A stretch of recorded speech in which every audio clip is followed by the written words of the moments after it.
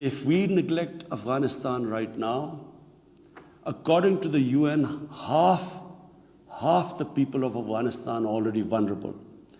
And by next year, almost 90% of people in Afghanistan will go below the poverty line. There's a huge humanitarian crisis looming ahead.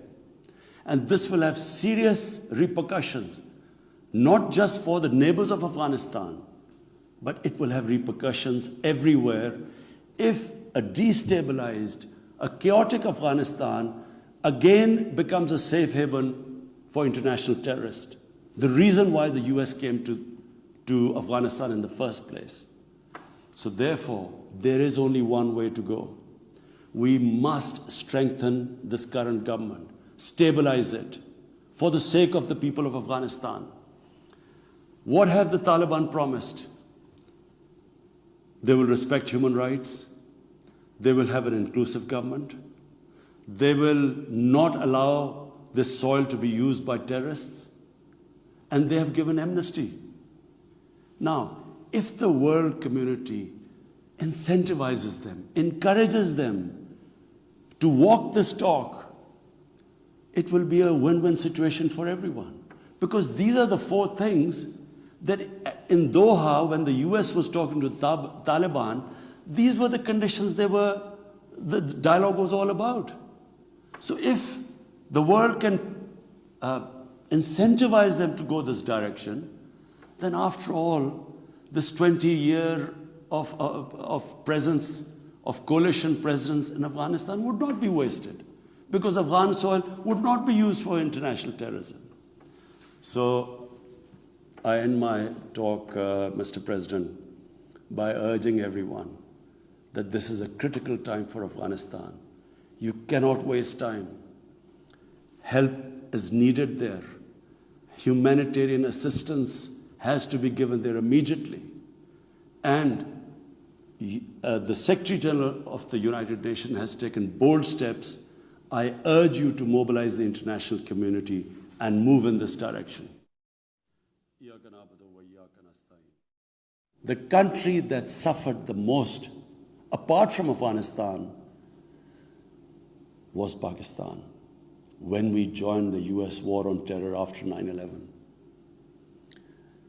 80,000 Pakistanis died.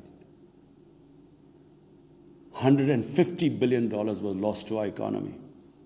There were 3.5 million internally displaced Pakistanis. Mr. President, Pakistan has been successful so far in containing the COVID pandemic.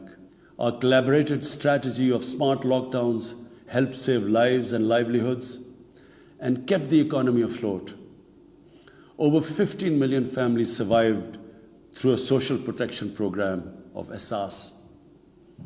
Mr. President, climate change is one of the primary existential threats that our planet faces today. Pakistan's contribution to global emissions is negligible. Yet, we are among the 10 most vulnerable countries to the effects of climate change in the world. Being fully aware of our global responsibilities, we have embarked upon game-changing environmental programs. Reforesting Pakistan through our 10 billion tree tsunami, preserving natural habitats, switching to renewable energy, removing pollution from our cities, and adapting to the impacts of climate change.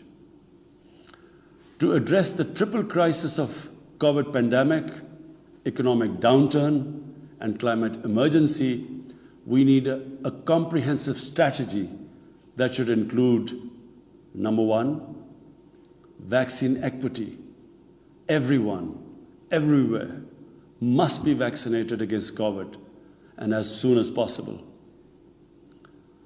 2, adequate financing must be made available to developing countries. This can be ensured through comprehensive debt restructuring, expanded ODA, redistribution of unutilized SDRs, and allotment of a greater proportion of SDRs to developing countries. And finally, provision of climate finance. 3, we must adopt clear investment strategies which help alleviate poverty, promote job creation, build sustainable infrastructure, and of course, bridge the digital divide. I propose that the Secretary General convene an SDG summit in 2025 to review and accelerate implementation of sustainable development goals.